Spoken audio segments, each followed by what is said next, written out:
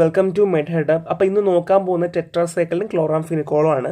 So ഇതൊരു broad spectrum antibiotic ആണ്. പറയുവാണെന്നുണ്ടെങ്കിൽ it's an broad spectrum antibiotic, മറന്നു പോകരുത്. അപ്പോൾ അതുകൊണ്ട് തന്നെ ഇതിലെ ഓരോ ഡ്രഗിനും അതിൻ്റേതായ ഓരോ യുണീക്ക് ക്യാരക്ടേഴ്സ് ഉണ്ട്. സോ നമ്മൾ ക്ലാസ്സിലേക്ക് നോക്കാം. ടെട്രാസൈക്കിളും പറയുവാണെങ്കിൽ എങ്ങനെയാണ് വർക്ക് ചെയ്യുന്നത്? സോ ബാക്ടീരിയോസ്റ്റാറ്റിക് ഏജൻ്റ് ആണ്. അതായത് ബാക്ടീരിയയുടെ ഗ്രോത്തിനെ പ്രിവെൻറ്റ് ചെയ്യുക, റീപ്രൊഡക്ഷനെ പ്രിവെൻറ്റ് ചെയ്യുക എന്നുള്ളതാണ്. സിഡൽ അല്ല, സ്റ്റാറ്റിക് ആണ്. സിഡൽ മീൻസ് എൻറ്റയർലി കില്ല് ചെയ്യുക എന്നുള്ളതാണ് മീനിങ് വരുന്നത് കേട്ടോ. അപ്പോൾ അതുകൊണ്ട് ഒരുപാട് പേര് തെറ്റിക്കാറുണ്ട്. എന്താണ് ബാക്ടീരിയോസ്റ്റാറ്റിക് അല്ലെങ്കിൽ എന്താണ് ബാക്ടീരിയോസിഡൽ എന്നുള്ള ഒരു ഡിഫറൻസ് മനസ്സിലാക്കാതെ തെറ്റിക്കാറുണ്ട്. സോ അത് മാത്രമല്ല, നമുക്ക് ഒരു ബാക്ടീരിയ സംബന്ധിച്ച് അതിനകത്ത് പ്രോട്ടീൻ ഉണ്ടാക്കുക, ആ പ്രോട്ടീനാണ് ആ ബാക്ടീരിയയുടെ സർവൈവൽ എന്ന് പറഞ്ഞത്. സോ അതുകൊണ്ട് തന്നെ ടെട്രാസൈക്ലിൻ ഈ പ്രോട്ടീൻ ഉണ്ടാക്കാൻ കാരണമായ എല്ലാത്തിനും എന്ത് ചെയ്യുന്നു? ഇൻഹിബിറ്റ് ചെയ്യുകയാണ് ചെയ്യുക. അതായത് blocking the attachment of amino acyl TRNA to the mRNA ribosome complex. So mRNA ribosome കോംപ്ലക്സിൽ അറ്റാച്ച് ചെയ്തിരിക്കുന്ന TRNA എന്ത് ചെയ്യുന്നു? ബ്ലോക്ക് ചെയ്യുകയാണ് ചെയ്യുക. അങ്ങനെ ഫർദർലി പ്രോട്ടീൻ ഉണ്ടാക്കുന്നില്ല. അങ്ങനെ പ്രോട്ടീൻ ഇൻഹിബിഷൻ നടക്കുമ്പോഴത്തേക്ക് എന്ത് ചെയ്യുന്നു? ടെട്രാസൈക്ലിൻ വർക്ക് ചെയ്യുകയും അങ്ങനെ ബാക്ടീരിയ ചത്തുപോവുകയും ചെയ്യുന്നു. ഇതാണ് പരിപാടി കേട്ടോ. സോ ടൈപ്പ് ഓഫ് ടെട്രാസൈക്ലിൻ പറയുവാണെങ്കിൽ ടെട്രാസൈക്ലിനുണ്ട്, ഡോക്സിസൈക്ലിനുണ്ട്, ഓക്സി ടെട്രാസൈക്ലിനുണ്ട്, ഡെമി സൈക്ലോസൈക്ലിനുണ്ട്, മിനോസൈക്ലിനുണ്ട് and most important novel synthetic ടൈറ്റ് സൈക്കിളിനും കൂടെ ഉണ്ട്. ഇത്രയുമാണ് ടൈപ്പ് ഓഫ് ടെട്രാസൈക്കിളിന് എക്സാമ്പിൾ പറയുന്നത്. So basically antimicrobial spectrum പറയുവാണെങ്കിൽ ഞാൻ ഓൾറെഡി പറഞ്ഞു ബ്രോഡ് സ്പെക്ട്രം തന്നെയാണ്. അതുകൊണ്ട് തന്നെ gram positive, gram negative, cocci, gram positive, bacilli, rickettsia, chlamydia ഒക്കെ നമുക്ക് ഉപയോഗിക്കാൻ പറ്റും എന്നുള്ളതാണ്. അപ്പോൾ ഞാൻ പറഞ്ഞ കാര്യം എന്തൊക്കെയാണ്? ഒന്ന്, പ്രോട്ടീൻ സിന്തസിനെ ഇൻഹിബിറ്റ് ചെയ്യുന്നു, ബാക്ടീരിയോസ്റ്റാറ്റിക് ആണ്, ഡിഫറെൻറ്റ് ടൈപ്പ് ഓഫ് ടെട്രാസൈക്കിളും പറഞ്ഞു. ടൈറ്റ് സൈക്കിൾ എന്നൊരു സിന്തറ്റിക് നോവൽ ഡ്രഗ് ഉണ്ട് എന്നുള്ളതാണ് ഞാൻ മെയിനായിട്ട് ഇവിടെ പറഞ്ഞത് കേട്ടോ. അപ്പോൾ ഇത്രയും ജസ്റ്റ് മനസ്സിലാക്കി വെക്കുക. ഇനി ടെട്രാസൈക്കിളിൻ്റെ റെസിസ്റ്റൻസും ആണ്, ഫാർമക്കോകൈനറ്റിക്കും ആണ്.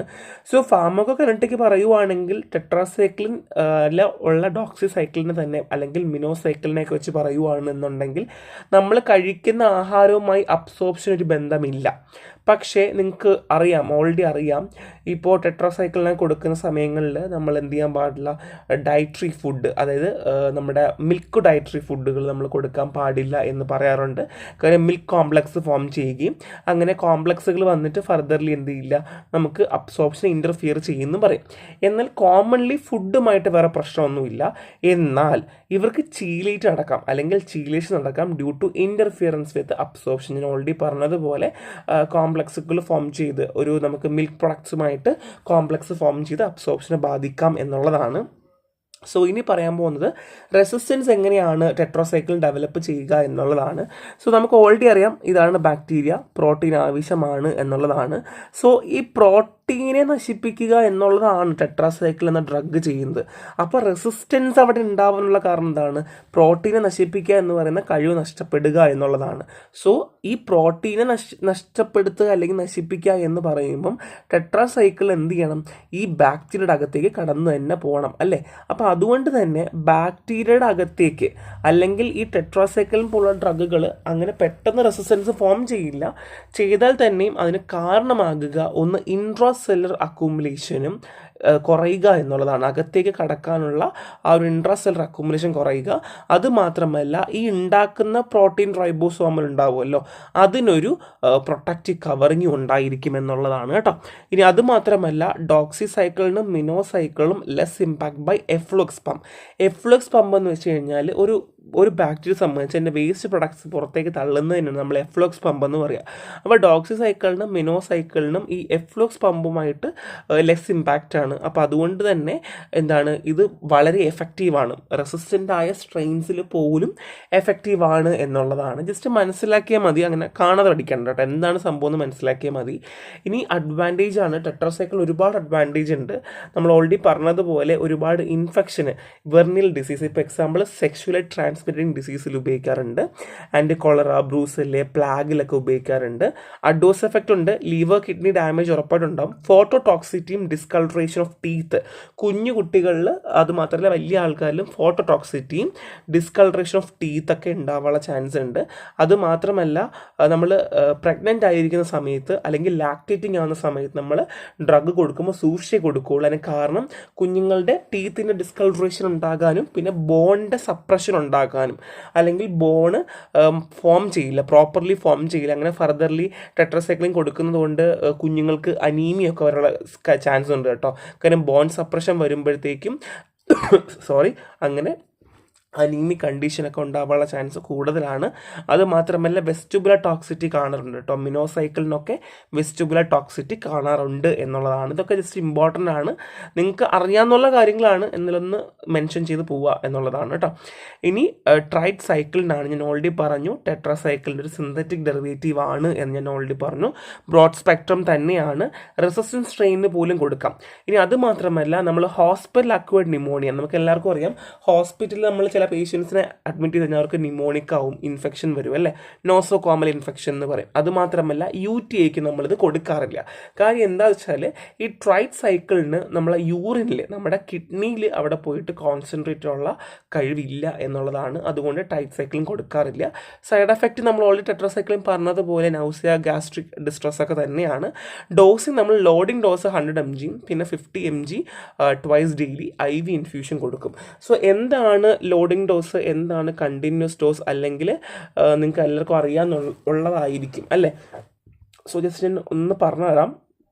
സോ ലോഡിംഗ് ഡോസും ഉണ്ട്, നമുക്ക് കണ്ടിന്യൂസ് ഡോസും ഉണ്ട് അല്ലേ. സോ ലോഡിംഗ് ഡോസ് എന്ന് പറഞ്ഞു കഴിഞ്ഞാൽ നമ്മളൊരു ഹയർ എമൗണ്ടിൽ കൊടുക്കുക, ഡ്രഗ് കൊടുക്കുക എന്നുള്ളത് തന്നെയാണ് ലോഡിംഗ് ഡോസ് കൊണ്ട് നമ്മൾ ഉദ്ദേശിക്കുന്നത് കേട്ടോ. സോ കണ്ടിന്യൂസ് ഡോസ് അല്ലെങ്കിൽ മെയിൻ്റനൻസ് ഡോസ് എന്ന് പറയുന്നത് ഇറ്റ് ബിറ്റ് ഡിഫറെൻ്റ് ആണ്. സോ ബേസിക്കലി നമുക്കൊരു ഡ്രഗ്, ഇത് ഡ്രഗാണെന്ന് വയ്ക്കുക, ഇത് ടൈമാണെന്ന് വയ്ക്കുക. ഓക്കെ, ഡ്രഗും ടൈമും ആണ്. സോ ഞാൻ ഫസ്റ്റ് മെയിൻ്റനൻസ് ഡോസാണ് പറയുന്നത്, മെയിൻ്റനൻസ് ഡോസ്. സോ നമ്മൾ ഡ്രഗ് കൊടുക്കുകയാണ് എന്നുണ്ടെങ്കിൽ പയ്യെ നമ്മുടെ പ്ലാസ്മ ഡ്രഗ് കോൺസെൻട്രേഷനിൽ ഒരു ലെവലിലേക്ക് വരുന്നു. എന്നാൽ നമ്മളൊരു ലോഡിംഗ് ഡോസാണ് കൊടുക്കുന്നതെങ്കിൽ പ്ലാസ്മയിൽ തന്നെ ഹയർ എമൗണ്ട് ഓഫ് ഡ്രഗിൻ്റെ അളവുണ്ടാകും, പിന്നെ അത് എലിമിനേഷനിലേക്ക് പോവുകയാണ് ചെയ്യുക. സോ ഇതാണ് ഡിഫറൻസ്. മെയിൻ്റനൻസ് ഡോസ് എന്ന് പറഞ്ഞാൽ നമുക്ക് പയ്യാണ് എന്താ, അല്ലെങ്കിൽ കണ്ടിന്യൂസ് ഡോസ് എന്ന് വെച്ചാൽ നമ്മുടെ പയ്യാണ് നമ്മുടെ പ്ലാസ്മയിലേക്ക് ഡ്രഗിൻ്റെ അവൈലബിലിറ്റി വരിക. പക്ഷെ അങ്ങനെയല്ല നമ്മുടെ ലോഡിംഗ് ഡോസ് എന്ന് വെച്ചാൽ ഹയർ എമൗണ്ട് തന്നെയായിരിക്കും ഡ്രഗ് ആദ്യമേ വരിക എന്നുള്ളതാണ് രണ്ടിൻ്റെയും ഡിഫറൻസ് വരുന്നത് കേട്ടോ. സോ ഇത്രയുമാണ് നമ്മൾ ട്രൈജൻ സൈക്കിളിനെ പറ്റി പറയാനുള്ളത്. പിന്നെ അതിൻ്റെ ഫാർമക്കോകൈനറ്റിക് റെസിസ്റ്റൻസ് കുറച്ച് പറയുന്നുണ്ട്. സോ ഇത് നിങ്ങൾക്ക് വായിക്കാന്നുള്ളതേ ഉള്ളൂ. നമ്മൾ ഓൾറെഡി പറഞ്ഞത് സെയിം തന്നെയാണ്, ഒരു വ്യത്യാസവും ഇല്ല. സോ ക്ലിനിക്കൽ യൂസും സെയിം തന്നെയാണ്. സോ ഞാൻ ബ്രീഫായിട്ട് കൊടുത്തിട്ടുണ്ട്, നോട്ട് കിട്ടുമ്പോൾ നിങ്ങളത് വായിച്ചു നോക്കുക. So next one is chloramphenicol ആണ്. സോ ക്ലോറാംഫെനിക്കോൾ ഡിസ്കവർ ചെയ്യുന്നത് 1947 കേട്ടോ, 1947.